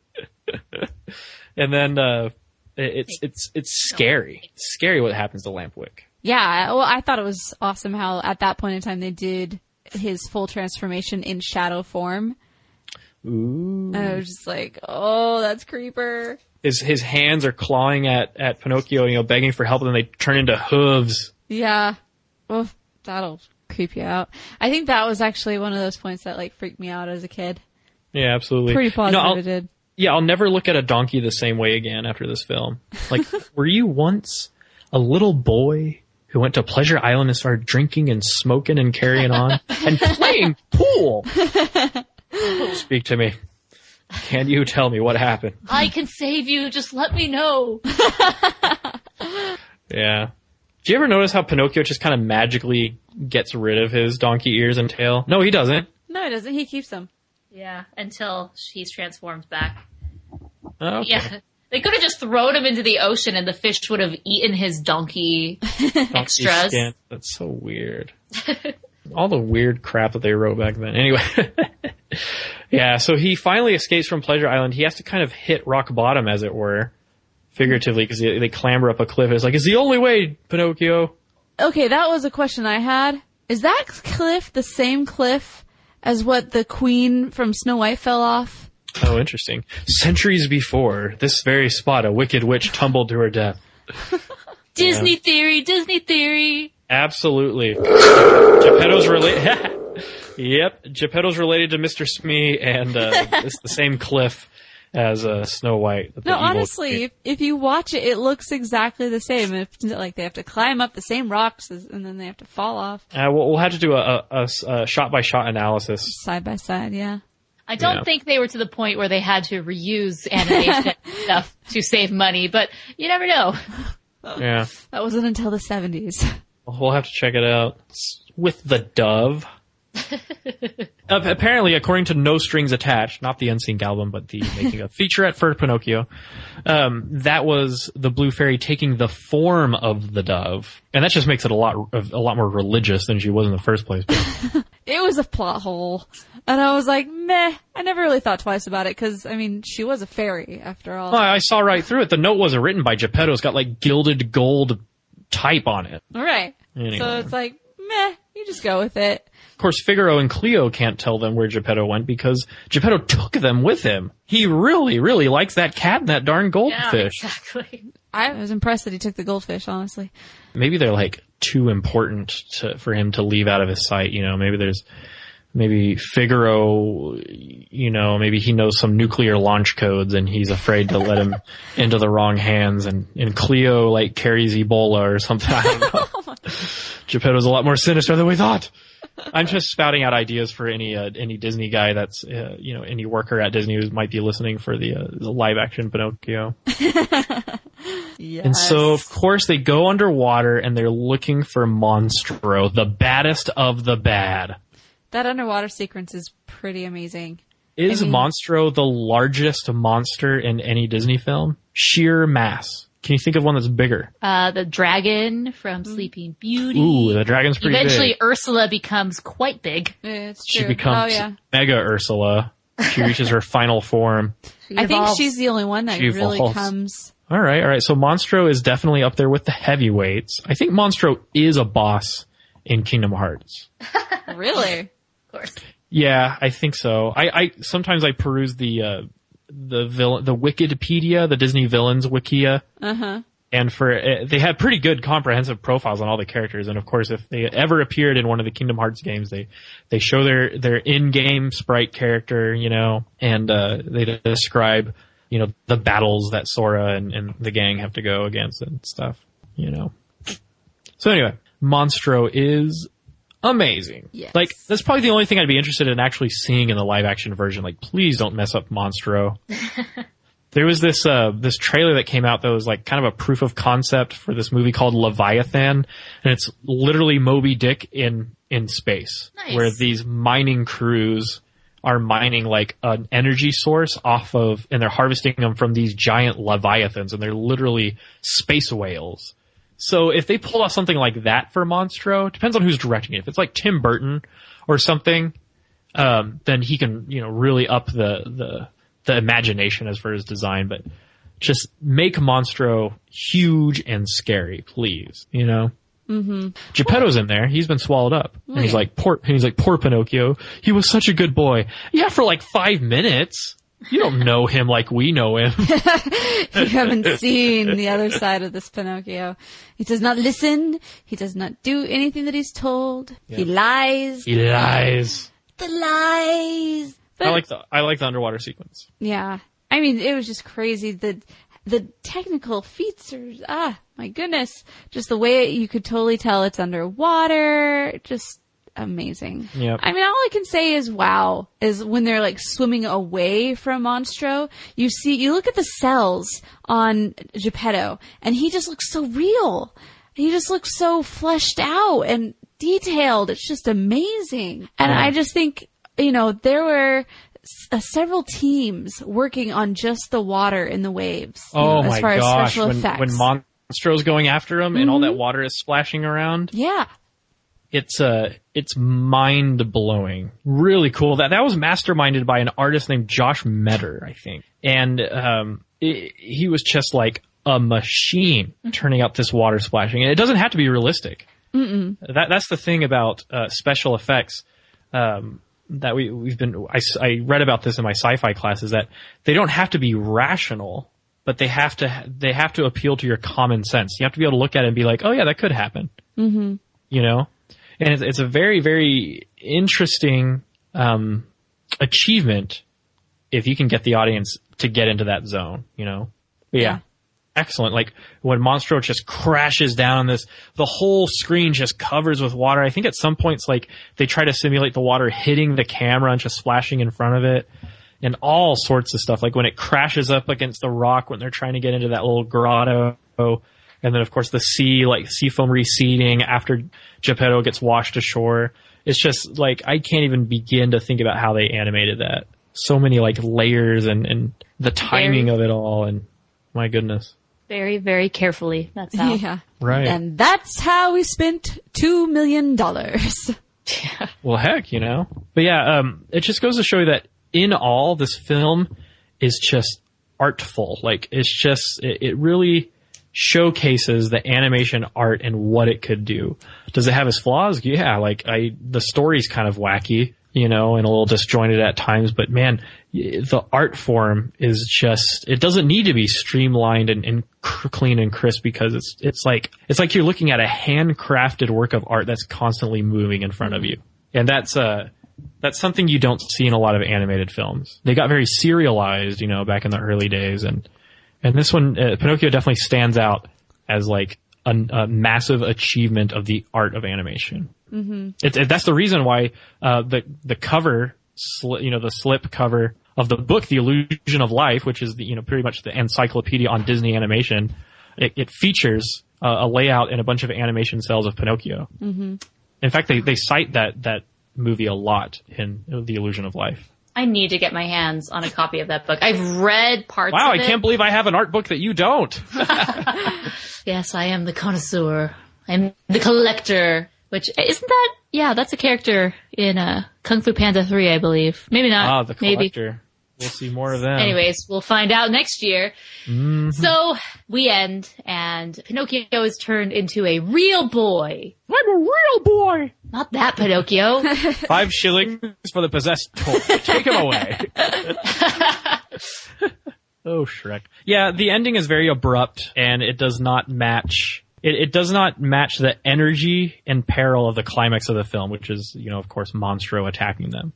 I feel bad about the ending. It's just like, hey, let's dance around my living room, and that's it. And tomorrow you're going to school. What? All this ends, and then the guy from Arrested Development comes on, and that's why you don't skip school. He was super naughty and naive for like 95% of the film, and he does a good thing. He saves the dad. It's great, but he shows that he's brave and kind and the other thing. I feel like he has to prove himself a few more times to see if this was something that would stick. Is this just a one-time thing, or you've truly changed? But hey, she knows his heart, so. You know what's interesting about this film? Is that none of the villains become defeated in this film. Honest John is still out there. The coachman is still out there. It's true. Monstro is still out there swimming around somewhere. Sequel time! How did they not see this as the perfect opening for a sequel? The only one, I know, right? The only one who does get destroyed is Pinocchio's former naive, disobedient self. Hopefully. But he could come back at any time. That is the true story of these times. Man versus self, as opposed to man versus man or man versus nature. Man versus self. Or man versus robot. My personal favorite. We never have a man chance. versus Godzilla. And we all know how that ends. Anyway, what did y'all think of the ending? I thought it was too abrupt and kind of silly. It didn't have me emotionally is the thing. And that was probably the main issue I had with this film growing up and why it didn't have a lot of replay value. Yeah, you got it and you understood the lesson that they were trying to teach and everything, but it just didn't get you emotionally. Yeah. I personally thought that child boy Pinocchio was kind of creepy. Man-child. Yes. Yeah. I feel like his design, I don't know, maybe just because it is so abrupt, but I just like, I don't really like you as a boy. Go back. It's like when Beast turns into a man, you just want him to Turns go back into to Stefan. Yeah. Oh well. That's why he goes back to the Beast and all the offshoot. Yeah. So before we rate it, I asked our listeners on Facebook and Twitter, in your opinion, why is Pinocchio considered an animated masterpiece? So some of our answers on Facebook were from Suzanne. She says, because all the legends that worked on it and the flawless classic animation. Rodrigo says, first feature animation to have all the animation principles, expansive backgrounds, and lots of money for development. Lots. Hello. Another Suzanne Marie King says, because it is animation in its most perfect state. Every bit of the movie fits flawlessly together. The direction, the design, the story, the characters all weave together flawlessly. The emotion brought by its daring and still frightening subject matter pushed the medium as far as it could go. Asha says, because of the quirky, beautiful, exquisitely detailed score that acts as music, sound effects, and a vital storytelling device all rolled into one. Okay, there are about 1,000 other reasons I could cite, but this one never gets enough credit in my opinion. A few more.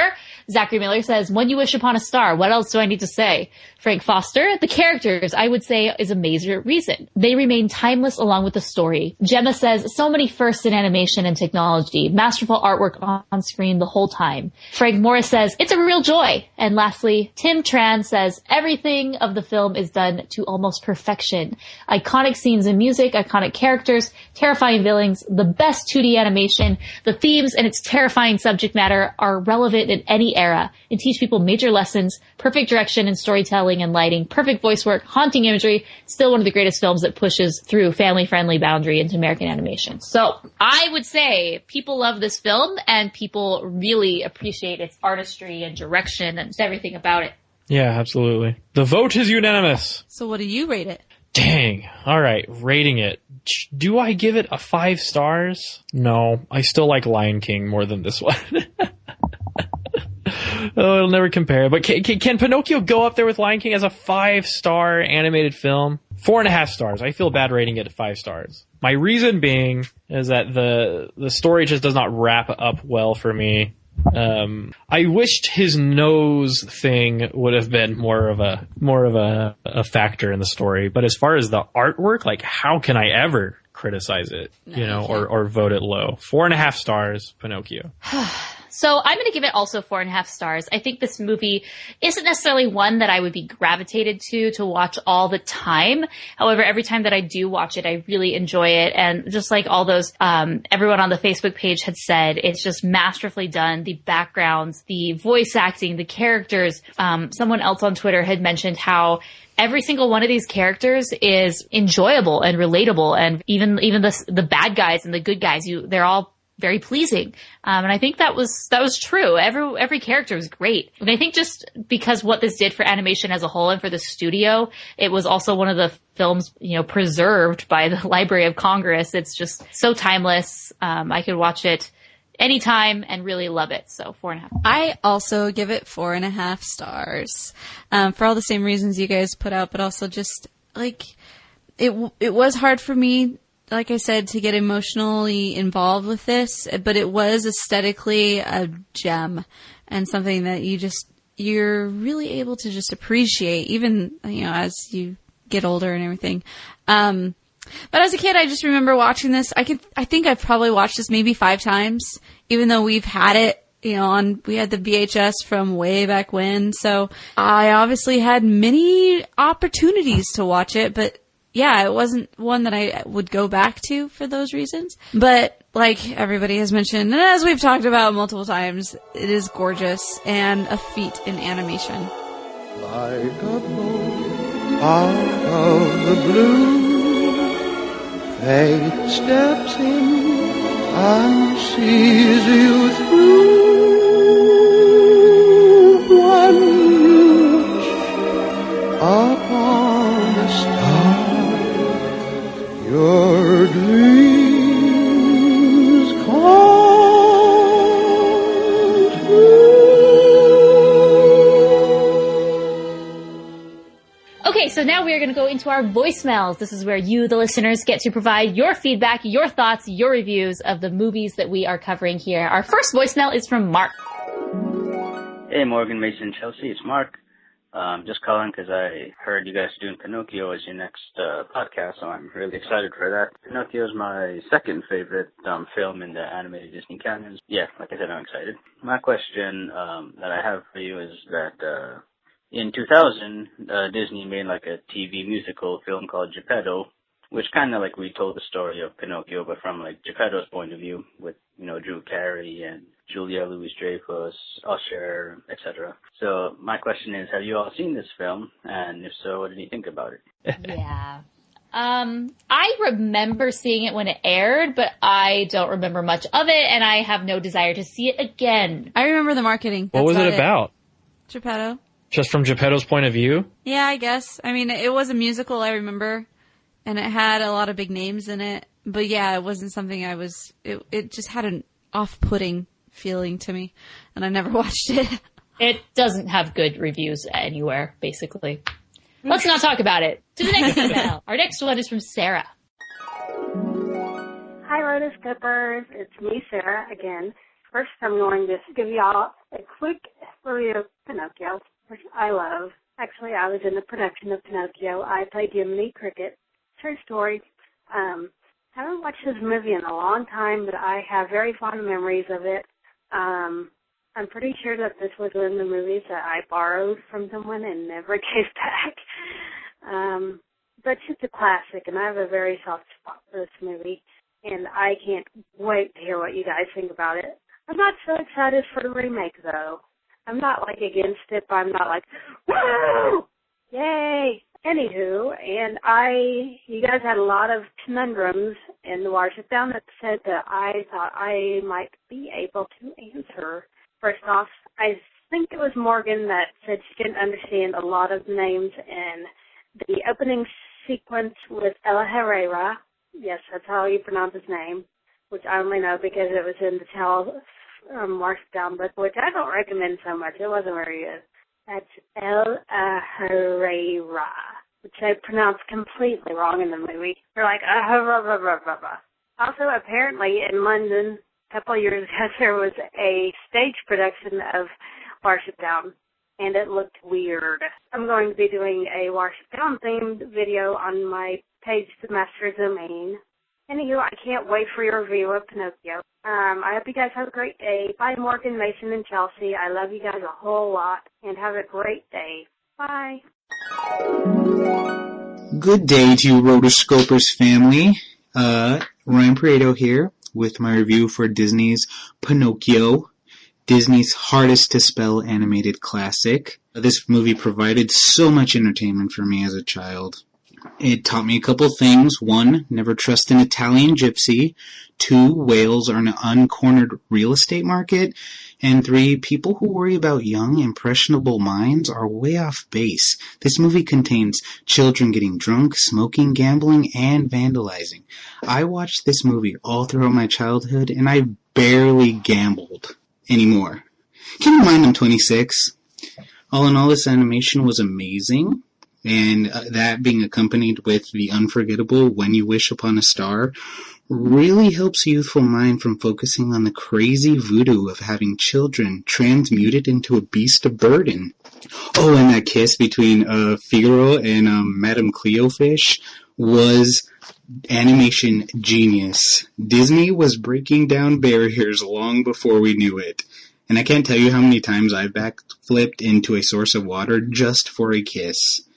I give this movie 4 cans out of 5. And if I could just suggest something to make the show a little bit better, Chelsea, more ThunderTube. I love that thing, which is why The Incredibles is probably my favorite episode, because it's so ThunderTube heavy. But I got a fever, and the only cure is more cowbell. Oh, okay. And, Mixon, if you could impersonate Christopher Walken, that'd be really cool. All right, thanks, guys. Bye. Okay, so our last one is from Mark again. Doubleheader. Hey, Morgan, Mason, and Chelsea. This is Mark. I'm just calling. I have a question for you guys. Not really particular to any particular podcast, but just a general question. I was wondering, do you guys think that Walt Disney Studios will ever go bankrupt? Do you ever believe there will be a time where Disney will cease to exist? I mean, we know in the past there have been many animation companies and film companies who have come up and they've made films and they've died out eventually. But it seems to me, and even in Disney's own history, we've seen where they have been, at the brink of going bankrupt, but then, got success after. So the thought just came to me a couple weeks ago, and I was thinking about, do you ever think that Disney will ever, like I said, cease to exist? I mean, for me, that's a very, scary thing. I just can't imagine a world without Disney. So, do you ever think Disney will ever cease to exist? And if so, do you think this would be in our lifetime or, in a few generations later? Looking forward to hearing what you have to say. See ya. Bye. All right, so he's talking about Disney, and, there were times where Disney almost went bankrupt. There have been lots of studios, I think of Filmation, Animation, Don Bluth Studios even, that just don't exist anymore. So do you think that any of these big studios, Disney, DreamWorks, Pixar, will ever go bankrupt and disappear? Well, let's start with Disney. No, that one is here to stay. Disney films have the biggest captive audience besides Star Wars, which, is now owned by Disney. So that is so meta, and they will never lose viewership. Well, what about the nor animation will they go side? bankrupt. Oh, the animation side? Mm-hmm. Nah, they'll keep making animated film. They almost stopped. Yeah, well, I don't think they're going to make that mistake anymore. But it would be tempting. It would be tempting to not focus that much on your animation when you've got such mega franchises as Star Wars and the entire Marvel universe. Well, not entire, but they're starting to gulp down the rest of the of the IPs that are left to other studios. Yeah. No. Disney's here to stay. Nothing's ever going to happen to it. As sure as heck it can't go bankrupt from legal trouble because it's invincible. along with the other major studios in California. Of course, they will never be sued out of their money. They're too giant. I know people like to stir things up with the whole DreamWorks thing, like, oh, could they be finished once and for all? You know, just because a studio is going through a hard point doesn't mean it won't bounce back. Honestly, I think I would like to disagree, and I would just say that it is only dependent on the type of leadership that they have. For example, many of the other studios that have gone, and I'm thinking mostly in, you know, just in the smaller studios where it's like one head guy, if it doesn't have the leadership to continue past the vision of one person, it's gonna stop. So that's one thing like that Disney does have. They have a really great way of building up other leaders around them. And so, especially over the years, like, and then I think that people and leaders are driven to those types of opportunities and those types of businesses so that they can continue. But if they don't have that, then it is going to slow down, and it's going to end up not having the same stamina as when it does have a leader that's really pushing it forward. Yeah. I think these big studios are here to stay. The only reason they would become obsolete is if some other studio like rose up, took all their talent away from them, and and innovated in the the technical aspects of animation and just brought it to a whole new level, and leaving all the other ones behind, and that's just not going to happen. I mean, you can't even poach animators from those studios. But anyway, that was a way longer answer than I was planning to give, Mark. But no, not in our lifetimes. So what is up with all these live action remakes? This is where I think Disney is doing some pretty poor management. Of course, I better watch what I say. I could be working on one of these films in the future. But why? Because it makes money. You're right. You know? People make Disney out to be this like benevolent, angelic, like it's like if Steve Jobs, it's like if it was like the Earth's population's perception of Steve Jobs was embodied in an animation studio as this like angelic, amazing powerhouse that could never do anything wrong. That's Disney Studios. And you know what? Disney plays the money game just like everyone else who's trying to capitalize on their property. And as long as people don't refuse to go and spend ticket money on it, it's gonna keep coming. Like I said it on Twitter, if you want these remakes and these reboots and these mindless sequels to stop, don't give them your ticket money. Don't give them your Redbox money or your rental money for Amazon, because that means you're just supporting what they're doing, and they'll see the money that they've made and they'll make more. I'm making Disney look like this horrible studio, but they're not, of course. You know, I mean, we know Disney, but I am confused and I'm kind of disappointed with all these live action Disney remakes. But it's like Morgan said, they make money, so who's to stop them? So of the past remakes, I mean, this isn't a new thing at all. I mean, we've had like The Jungle Book from 1994, 101 Dalmatians, which honestly I thought was a great success. One, yeah. Excellent villain, mate. Yeah, as mentioned before, you had Geppetto, and then Alice in Wonderland, which was, not too long ago. That one was cute. I wasn't a fan. Then Maleficent, which, to some it's awesome. Not a fan. And to others, we're not fans. And then Cinderella, which just came out, which I am a huge fan of. I loved that movie. So, it just depends on how they do it for me. Yeah, what do we got now? We got we did Alice in Wonderland, but now there's a sequel coming out, right? Right. Then we got Dumbo, Mulan, okay. Winnie the Pooh, how are they going to do that?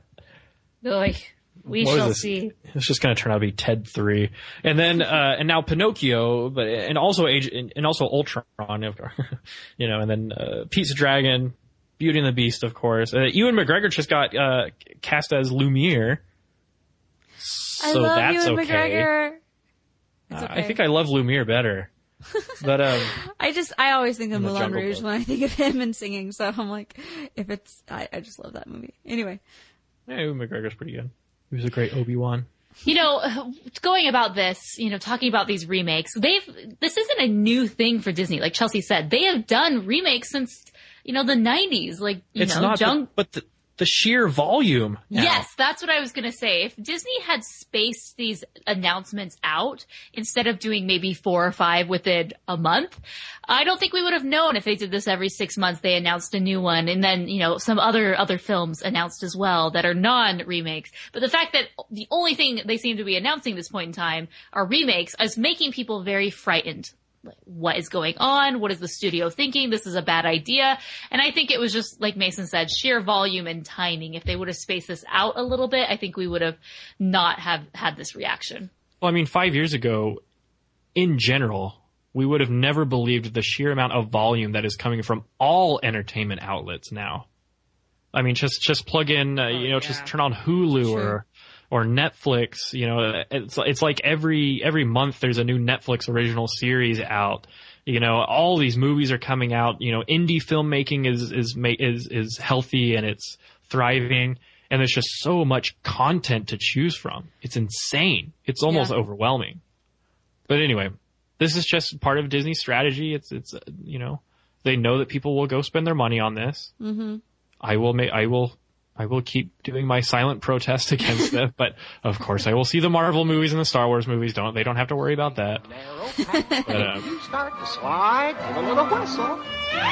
Give a little whistle. And always let your conscience be your guide.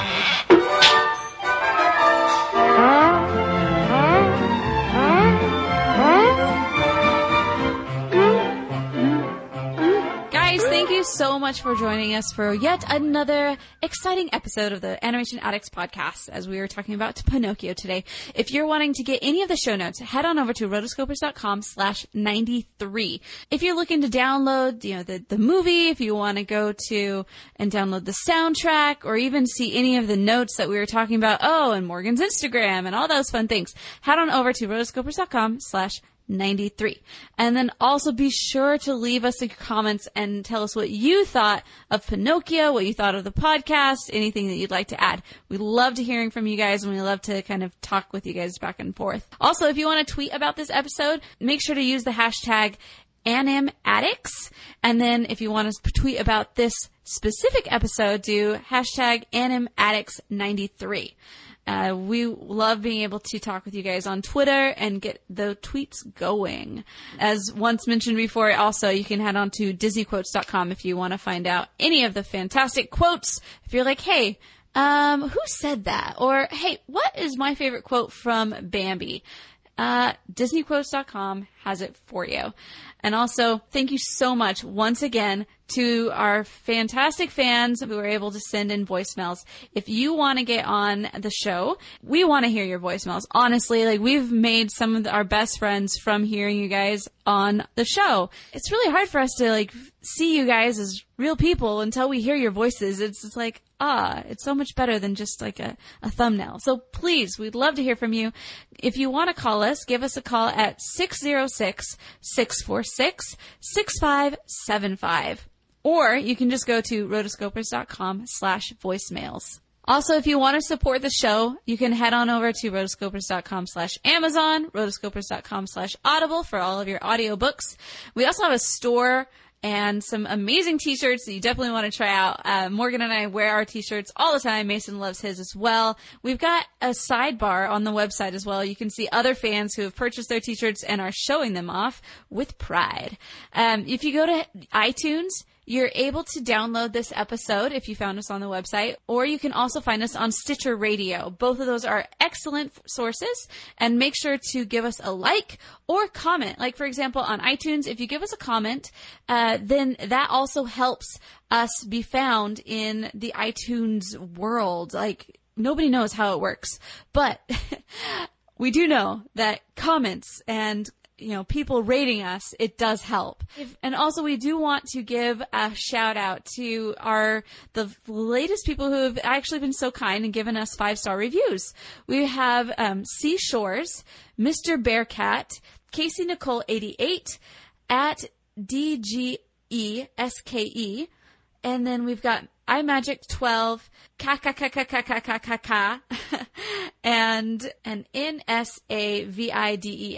Thank you so much for your so many kind words. Like, really, it was really nice of you guys and touching, and it makes us feel really great and happy that we're able to give you guys a little bit of value into your day. It really makes us, fulfills us a bit. Also, you can find us anytime on hypable.com and Animated Views and social media and all forms, like we were talking about, our Facebook, Twitter, Instagram, Tumblr, basically anything. Also, Periscope, as Morgan has tried to show you her side of the podcasting world. We just started a newsletter too, so do not forget to subscribe to that. Go to rotoscopers.com/newsletter, and you will be the first to know about everything that comes your way, every little thing that is new and exciting in the Rotoscopers world. You will be the first to know, and you will never miss an update. You can also visit us at our individual locations. Morgan Stradling on Twitter and Instagram. You can find myself, Chelsea Robson, on Twitter and Instagram as well. Also, Morgan has just added a Snapchat, so if you want to follow her, that one's a fun place to go. I would get on Snapchat, but I don't know how it works. These things are so new to me. Mason, you can find him at Mason SMTX. You can also find him on masonsmithportfolio.com and thisanimатedlife.blogspot.com. Our next episode is The Brave Little Toaster. This is a very interesting film. John Lasseter had his hands on this film. We're going from a masterpiece to a masterpiece in some people's minds. But it's a stepping stone. It'll be great. So check it out. Definitely watch it beforehand. Use our Amazon links to rent it before so you can. That's what we do. Chelsea and I, Mason, we rent the video and we just watch it on Amazon. It's a great way to watch the film before the podcast. So check it out. Get ready. It's going to be good. It seems like every episode we have fur's going to fly. And this one, it's spark's going to fly. All right, guys. Until next time, we are the Rotoscopers.